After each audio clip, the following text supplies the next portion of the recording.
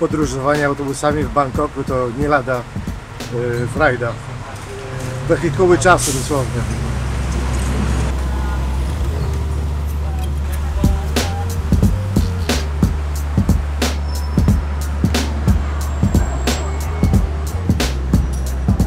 Chiang Mai i Bangkok to jest po prostu olbrzymi skok, olbrzyma przepaść cywilizacyjna, można powiedzieć. Można to porównać do Warszawy i Suwałk. Warszawa to największe miasto Polski i Suwałki niby drugim miastem Polski. Tak samo to można powiedzieć na temat Tajlandii i Bangkoku, który jest największym miastem Tajlandii, i Chiang Mai, który jest drugim największym miastem. Ale ta przepaść, różnica egzystencjalna jest ogromna. Bangkok, olbrzymia aglomeracja, betonowa dżungla, można powiedzieć. Szczurowisko, jak kto woli. Chiang Mai natomiast bardziej klimat studencki, rodzinny. Z pewnością cenowo też się różniący pod względem jakości życia do ceny.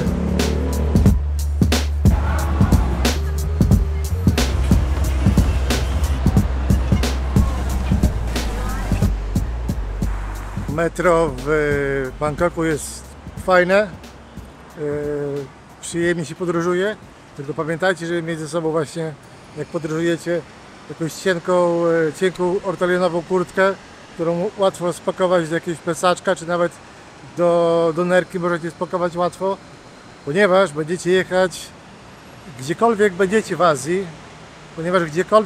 w Azji, czy to jest Hongkong, czy to są Chiny, czy to jest Malezja. Pamiętajcie, że w transportach publicznych mają bardzo sposobność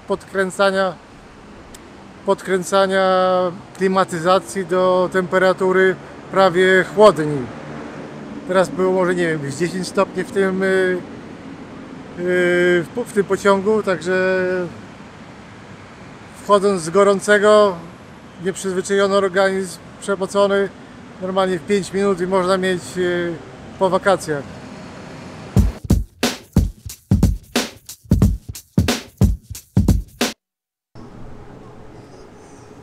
Na ten budynek, który widzicie za mną, dość ikonowy w Bangkoku, można wejść na taras widokowy, bo kwestia wejścia na taras widokowy to jest około 30 euro, tylko 1200 batów. Sporo, nie? Szczególnie, że to sam jest tylko taras widokowy, nie jest to jakieś, nie wiem, muzeum z zabytkami. Czyli przykładowo ktoś chce wejść z rodziną i płynie całe 100 euro za taką atrakcję. No, widok jest na cały Bangkok, ale no 30 euro to chyba nawet nie kosztuje wstęp na wieżę Eiffla. Trudno, ja będę musiał tą atrakcję jednak odpuścić, bo 30 euro to jak dla mnie to jest spory wydatek na taką atrakcję. Wstęp do najstarszej świątyni w Bangkoku, która jest starsza niż Bangkok, to jest cena 300 batów. Tutaj wstęp na sam taras jest 1200 batów. Zdzierstwo.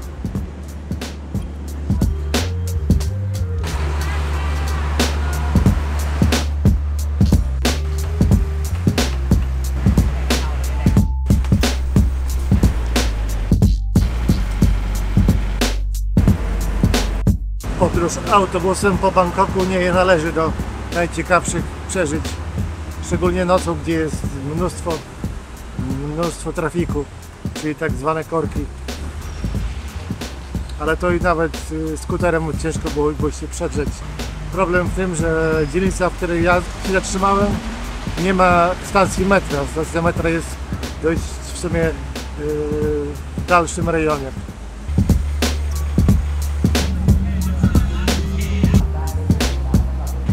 No i dziewczyna trochę mnie wysterowała, bo nie mam internetu ze sobą w telefonie. I zapytałem się jej, jak mam dojechać pod Monument Demokracji. Ona wskazała mi jeden autobus, no i faktycznie dowiózł mnie pod monument, ale Monument Zwycięstwa. Tak samo tutaj się pytam kolesi, jak mam dojechać pod ten Monument Demokracji. On mówi, nie, ty tutaj jesteś już. Ja mówię, no wiem, że tu jestem, ale nie o ten monument mi chodziło. Ja straciłem gdzieś, nie wiem, godzinę czasu, może z półtorej, żeby... trudno, takie życie. Praise the Lord. Now bless him. I said, God, it's in here. Czyli jak widzicie, mój pokój w Bangkoku nie jest, nie należy do jakichś bardzo wykwintnych, ale za taką cenę w stosunku do jakości, no to i tak nie jest źle. Ale za taką cenę to nie dostałbym hostelu w Europie. Tutaj mam własną toaletę. Nic nadzwyczajnego. Dla samotnego podróżnika jest to zdecydowanie wystarczające. Nic. Ogarnę się i idę pozwiedzać Bangkok. Do zobaczenia. Jak widzicie, tajska rodzina królewska jest tutaj dobrze hołbiona. Można praktycznie porównać to z brytyjskim tematem, bo tutaj można znaleźć zdjęcia czy tam obrazy króla, królowej i tajlandzkiej rodziny królewskiej praktycznie na każdym kroku. Czyli praktycznie gdzie nie pójdziemy, do restauracji, do baru, na ulicy, możemy spostrzec portrety rodziny królewskiej. Tajlandia nie jest już monarchią całkowitą, bo tej monarchii się pozbyła, władzy monarchicznej pozbyła się niecałe 100 lat temu. Teraz zarządzana jest, powiedzmy, demokratycznie, ale dalej kulturowo rodzina królewska tajska ma spory wpływ na społeczeństwo, szczególnie na te starsze pokolenie. Z pewnością, nie?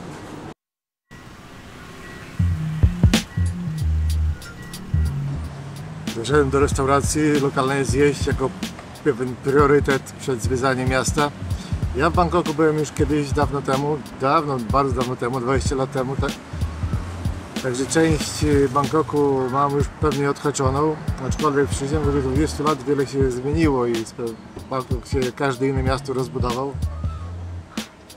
Ja osobiście, no nie wiem, mam kilka priorytetów do zobaczenia w tym mieście, ale biorąc pod uwagę, że to jest 20-milionowe miasto, no i tych atrakcji tych można wyszukiwać bardzo wiele, od przeróżnych mniej atrakcyjnych kulturowo, potem bardziej atrakcyjnych kulturowo.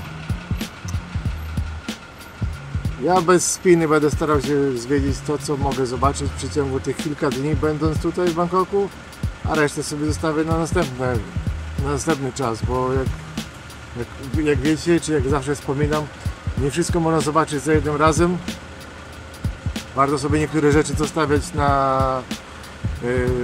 na niedosyt, żeby mieć możliwość przyjechania ponownie do danego miasta czy do danego kraju i odwiedzić inne rzeczy.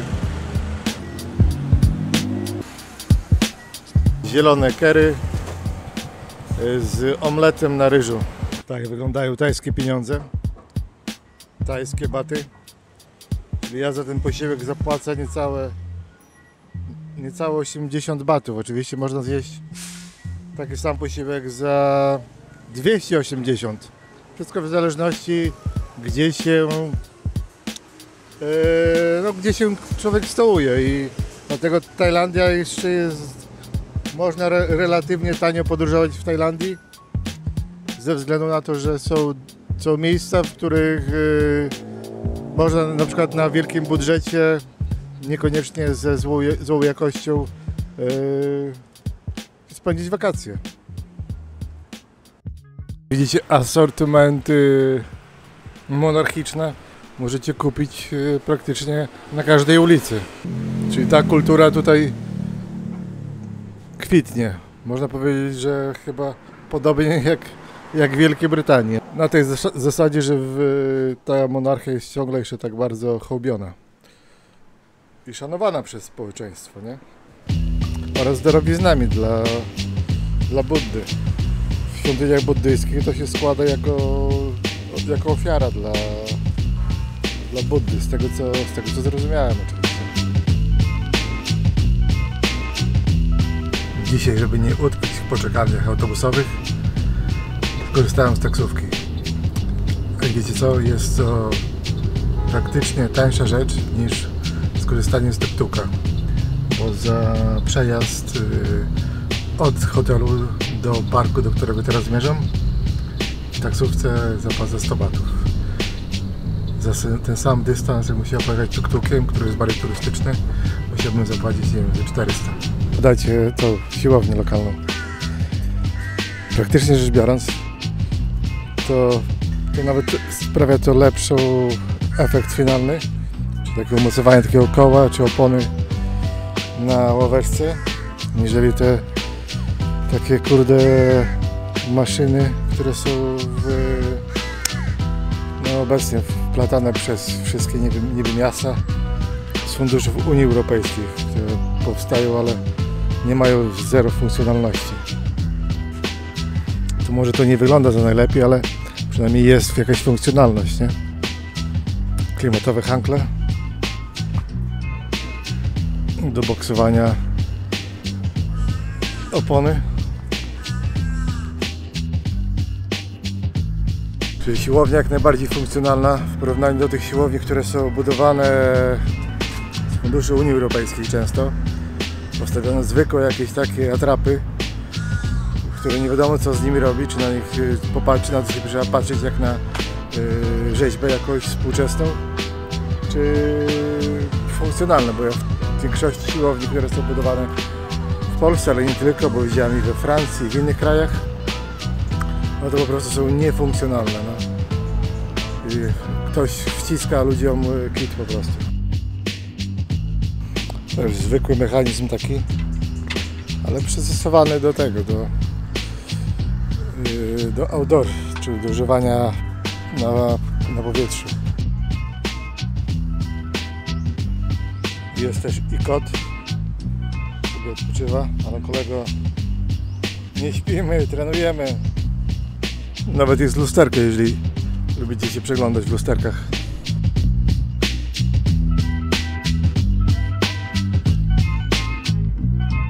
Czasami zastanawiam się, jak się czują Azjaci w Europie w stosunku do innych Azjatów, bo ja tutaj w Tajlandii przykładowo to mam tak, że europejski czy biały turysta to albo chce ze mną witać i się jakoś tak uśmiecha głupkowato, albo patrzy na mnie z awersją.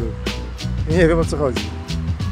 Ciekawy jestem, czy Azjaci mają tak samo, będąc w Europie czy w Stanach Zjednoczonych, że patrzą na siebie jak, nie wiem, będący na innej planecie, tak? Jest jednak restrykcja w tym parku.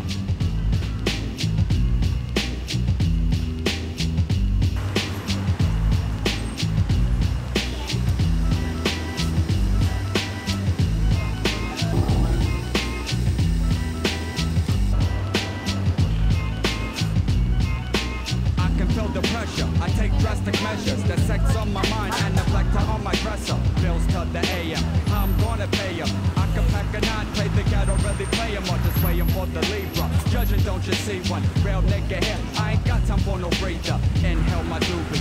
Ain't the kind of groupie you be shining like a ruby. It ain't nothing to me, son, don't make it happen. I'm out like the phantom, disappear, reappear. Yet I'm breaking atoms. Enter the mind, not many make it out. Cause even real niggas don't know what I'm about. I'll drink my liquor, the world's getting sicker. Quicker is the eye, watch them die, get the picture? Wydawać by się mogło, że dzielnica chińska w Bangkoku, czyli potocznie zwane Chinatown, jest taką atrakcją, że przyciąga samych Chińczyków nawet, czy samych, sporą część Chińczyków.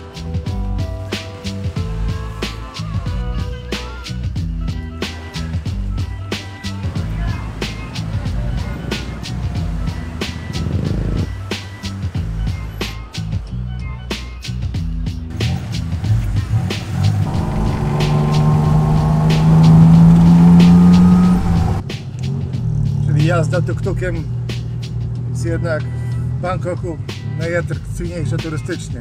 Cenowo niekoniecznie, bo cenowo taksówki bywają nawet tańsze, ale pod względem jakości atrakcji turystycznej to tuk-tuki kurde robił swoje.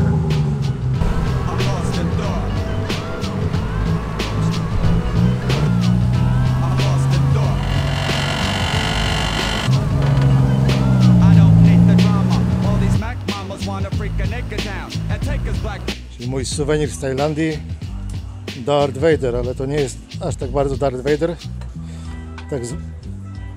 czyli Anakin, ale jest to grinder, czyli rozdrabniacz do marihuany. Jak zwykle moje kolejne przyzwyczajenie, czyli magnesy. Zbieram dla siebie, jak również w prezencie dla znajomych. Nie ma też jak świeże smoothies z owoców, trochę lodu, 50 batów, czyli witaminy plus można powiedzieć. Pamiętam 20 lat temu to bardziej popularne było tutaj soki z pomarańczy, z takich niewielkich pomarańczy wyciskanych, ale teraz właśnie nie widzę. Więcej jest właśnie arbuzów, mango, passion fruit, dragon fruit, ale wyciskanych owoców pomarańczy jakoś nie zauważyłem. Fenomen orzeźwiający i pełen witamin.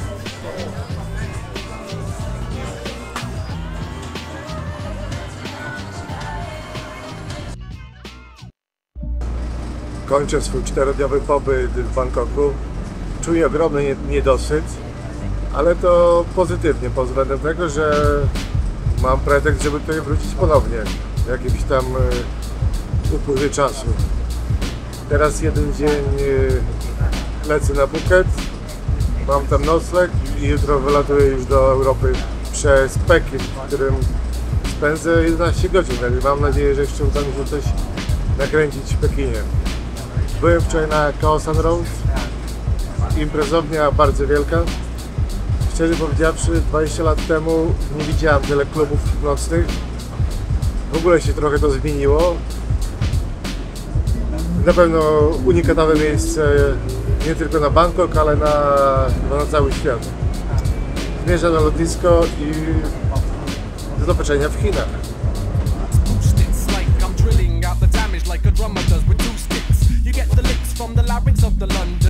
Zgadnijcie, co to jest. To jest mój pokój hotelowy na ostatnią noc na Phuket, czyli zrobiony z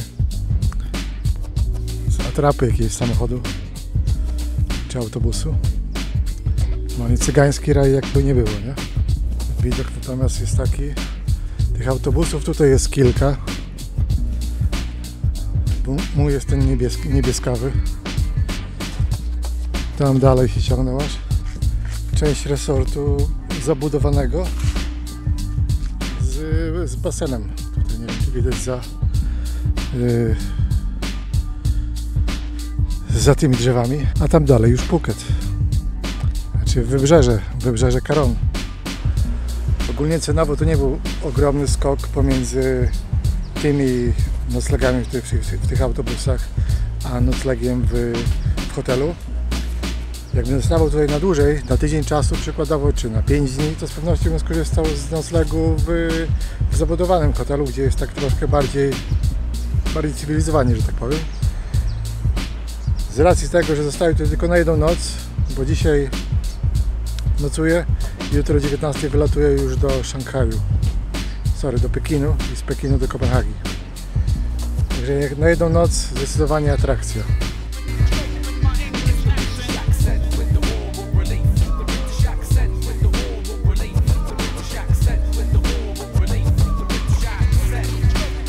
Wiecie, co jest jednak najciekawsze i najfajniejsze w tej lokalizacji?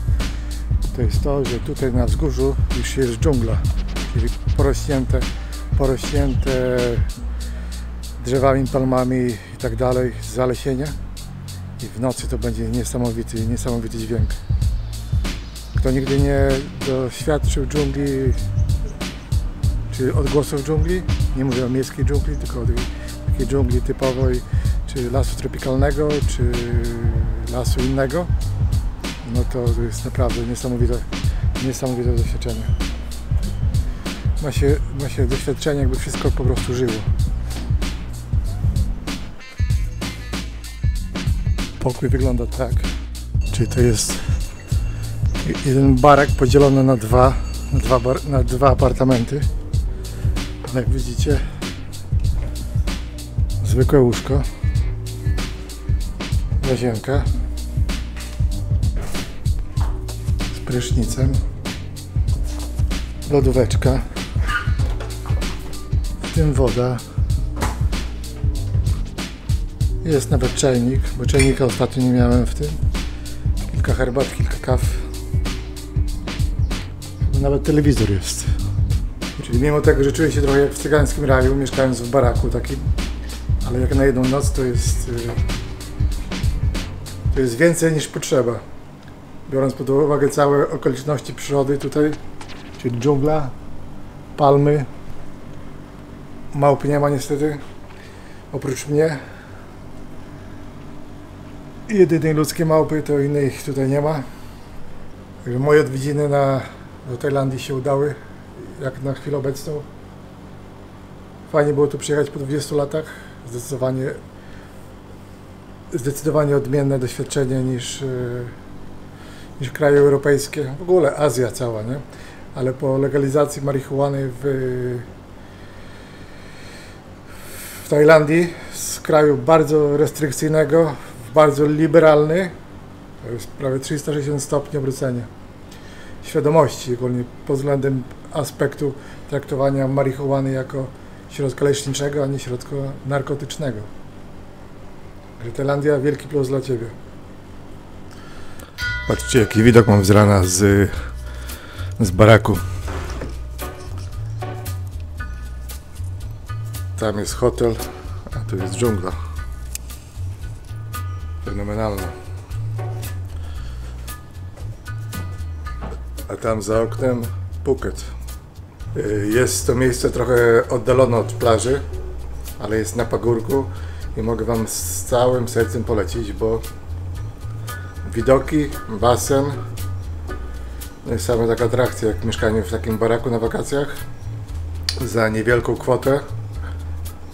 Myślę, że nie stanowi żadnego problemu dla większości, żeby dotrzeć do plaży, czy samochodem wynajętym, czy przykładowo skuterem. Na piechotę jest to trochę, drogi, nie wiem, 10-15 minut może. Ale sam fakt tego otoczenia tutaj, że są pagórki, takie palmy, no dodaje takiej relaksującej atmosfery, tak powiem. Będziecie na Phuket, to ten hotel mogę Wam z pewnością polecić. Patrzcie, jaki fenomenalny widok. Basen, dżungla. A jak Wam powiem, że to mnie kosztowało noc w tym hotelu, za dobę zapłaciłem około 50 zł, no to jest cena rewelacyjna, można powiedzieć, nie? Oczywiście teraz jest sezon nieturystyczny, także te ceny są powiedzmy o połowę tańsze, czyli w sezonie bardzo turystycznym, czyli letnim i nawet październik, listopad, no to już są ceny troszkę droższe, czyli trzeba było liczyć, że 100 zł za dobę. Obecnie 50 zł. Rewelacja, co? Mówię, w Europie, w europejskich krajach, czy to nawet w najgorszym mieście na świecie, Dublinie, za łóżko w pokoju hostelowym musiałem zapłacić 28 euro. 6-osobowym. Tutaj pokój własny, łazienka własna, basen i za niecałe 10 euro. Także jeżeli będziecie się wybierali do Tajlandii, to wybierajcie się w etapie mniej turystycznym, bo wtedy są te ceny troszkę bardziej przyjazne kieszeni. Ja oczekiwałem wedle planu 2 tygodnie deszczu, tak przynajmniej zakładało prognoza pogody przed moim przyjazdem. Jednak jak przyjechałem, to praktycznie miałem tylko 2 dni, 2 noce deszczowe. A całe 2 tygodnie takie troszkę słonecznie, troszkę pochmurno, ale nie było deszczu. A oczekiwałem takich po prostu 2 tygodni monsumowych. Czyli też wyszło dla mnie na plus. Moja książka w podróży, czyli Drabina do nieba Johna Boyna. to trochę była wtopa, bo kupiłem ją w ciemno, patrząc tylko na internecie, że jest to autor bestsellerów i sugerując się ceną, która była niska w świecie książki, ale nie przeczytałem zbytnio, o czym to jest i tak dalej. No i wyszło na to, że to jest książka tęczowa, czyli tematyka tęczowa, nie moje klimaty, także dla mnie to się czyta dość ciężko, aczkolwiek przeczytałem 43 strony, nie wiem, czy przeczytam więcej. Czy dla Was mogę polecić? Trudno powiedzieć. Jeżeli szukacie czegoś o tematyce tęczowej, no to z pewnością warta przeczytania. Jeżeli ta tematyka Was zbytnio nie interesuje, no to myślę, że nie jest to dobra pozycja. Także Drabina do nieba Johna Boyna. Co kto woli, tak? Wszystko wszystkim, ale ta tropikalna pogoda dla mnie służy. Pod względem tego, że mogę normalnie oddychać, nie duszę się, jak to mam zazwyczaj podczas kwitnących drzew w środkowej Europie. Czyli mam po prostu zero alergii przynajmniej na tyle, co zdążyłem zauważyć, na roślinność, która jest taka bardziej tropikalna. Ale to jest niesamowita ulga, wiecie? No nawet kurz, no jest tego kurzu z pewnością sporo, ale nie sprawia tego, że się duszę, że brak mi oddechu, nie? Zazwyczaj jest tak, że zatyka mi nos, no i po prostu ja oddycham nosem, zazwyczaj mam taką sposobność i gdy mam zapchany nos, to po prostu nie mogę oddychać wtedy. Tutaj natomiast jest to fenomenalnie, jakby ręką odjął. Może kiedyś się przeprowadzę w rejony tropikalne. Kto wie, może na Phuket, nigdy nie wiadomo. Bo jak na razie muszę Wam powiedzieć, że jestem mile zaskoczony tym rejonem.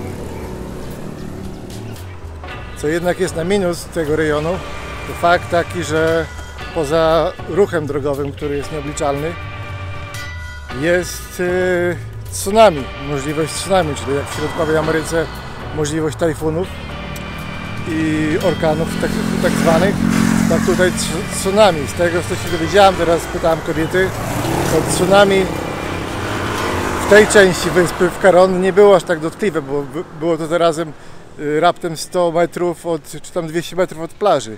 W niektórych, czyli tutaj gdzie teraz jestem, to woda nie dotarła, ale w innych rejonach wyspy to było zmiecienie do kilku kilometrów w głąb lądu. Także jeżeli przyjechać na Tajlandię i się tutaj budować, czy kupować nieruchomość, to z pewnością troszkę wyżej niż poziom morza. Żeby zaoszczędzić sobie później niepotrzebnych problemów z firmami ubezpieczeniowymi, które na takie okoliczności zazwyczaj nie ubezpieczają. Chcieli dowiedzieć się, jakie są ceny paliw na Phuket czy w Tajlandii. Znaczy nie wiem, czy w całej Tajlandii, ale na Phuket z pewnością, no to diesel 45 batów, 95-oktanowa 38 batów. Czyli trochę taniej niż w Europie. Jednym z najlepszych środków transportu, najpopularniejszym w Tajlandii są skutery. Tylko pamiętajcie jedna rzecz, że jak wypożyczacie skutery, to korzystajcie też z hełmów. I nie woźcie ze sobą ani marihuany, ani alkoholu, ani nic w tym rodzaju. Bo mimo tego, że zobaczycie wiele osób podróżujących bez kasku, to przy każdym wyjeździe z miasta stoją zazwyczaj rogatki i łowią normalnie wszystkich jak na sito i koszą po prostu kasę za łamanie prawa drogowego. Także nie dajcie się nabierać na naiwny romantyzm, chyba że Was na to stać. I korzystajcie z kasków jak jeździcie, bo mimo że są niewygodne w tym upale, to jednak spora część wypadków śmiertelnych, które ma miejsce na drogach w Tajlandii, jest właśnie spowodowana skuterami. Ja widziałem chyba przez swoje 2 tygodnie kilka takich zdarzeń, czyli niekoniecznie śmiertelnych, ale wypadków skuterowych. Także przyjedziecie, chcecie wypożyczyć, wypożyczcie, ale z kaskiem i jeździcie z rozwagą.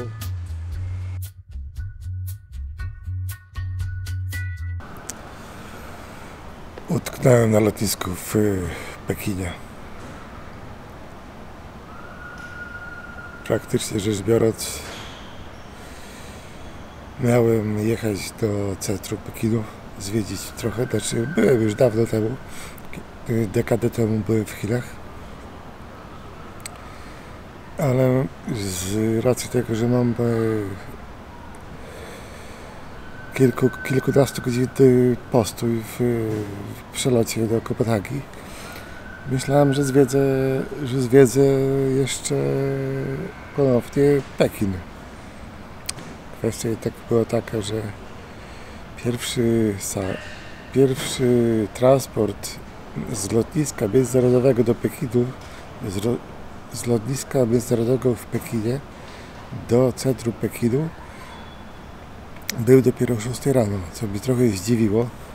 Jakby nie patrzeć, lotnisko międzynarodowe, to wymagane by było, żeby te połączenia były, nie wiem, nawet w nocy, jeżeli w nocy, to przynajmniej co godzinę, czy co pół godziny. Tutaj od godziny 1 czy od godziny 2 do godziny 6 nie ma żadnego połączenia. Jedyna możliwość to taksówka. Ja na taksówki zbytnio nie chciałem wydawać pieniędzy. Chciałem skorzystać z połączenia tego kolejowego. Wizę tymczasową uzyskałem, bo w Chinach jest taka sytuacja, że można starać się o wizę tymczasową.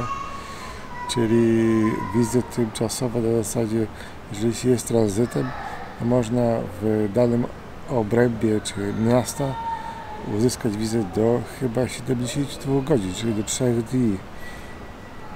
Czyli praktycznie nie musicie wyrabiać wizy w kraju, z którego przybywacie, tylko tutaj na granicy dostajecie wizę na 72 godziny. Jeżeli macie taką możliwość oczywiście. Czyli 72 godziny to jest wystarczająco, żeby zwiedzić, bo to akurat dwie noce by były. Także to na Pekin wystarczająco, myślę. W części oczywiście. A i dla mnie wypadało na to, że bym spędził 3 godziny w metrze. Bo w tą jedną stronę 1,5 godziny, w drugą stronę 1,5 godziny i praktycznie miałem tylko godzinę czasu na zwiedzanie miasta. Na zwiedzanie starego, tego zakazanego miasta. Miałbym godzinę czasu na zwiedzanie zakazanego miasta i to byłoby kompletnie niefunkcjonalne. Także postanowiłem już przeboleć i pobić na lotnisku. Inna rzecz jest taka, że żeby wyjść do terminalu przesiadkowego, w którym teraz ja jestem, to z tego terminalu przesiadkowego już nie ma wyjścia. Jest tylko wyjście do samolotów. Jakby chciał wyjść na miasto, to stąd już nie mogę wyjść. Czyli tak utkwiłem trochę, chociaż na początku myślałem, zobaczę, poleżę sobie godzinę czy dwie i jak zbiorę siły, to wyjdę sobie do miasta. Ale tutaj z tranzytowego terminalu nie ma wyjścia do miasta, jest tylko wejście. No i trochę tego. I trochę się skołowałem, ale trudno. Chyba gorzej byłbym skołowany, jeżeli bym się zdecydował na spędzenie 3 godzin w metrze i 1 godziny na zwiedzaniu Pekinu. To by było raczej mało atrakcyjne rozwiązanie, szczególnie z faktu, że ten lot z Tajlandii był nocnym lotem i człowiek taki trochę niewyspany, bajaczący.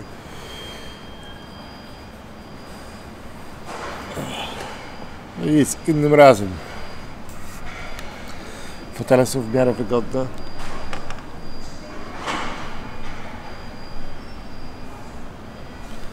Nie wiem, czy widać, ale fotele są w miarę wygodne na lotnisku w Pekinie. Także to jest jeden z plusów tego.